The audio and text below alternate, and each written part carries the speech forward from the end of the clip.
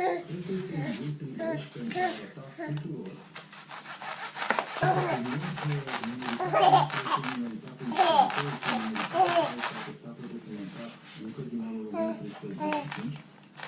Această minoritate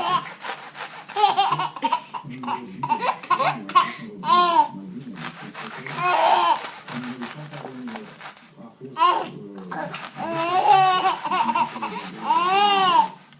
în Transnistria,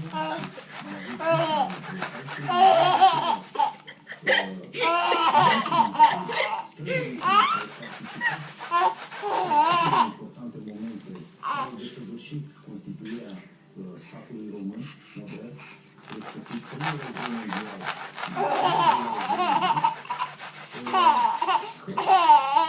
În cele din urmă, minoritatea romă nu este o minoritate datorită este o minoritate istorică alături de multe alte minorități și percepția fundamentală, din păcate spun, este alimentată și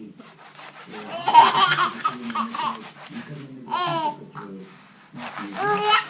Această percepție ar trebui să fie schimbată. Cum? În mod natural, prin cunoașterea istoriei, tradițiilor, culturii acestei minorități.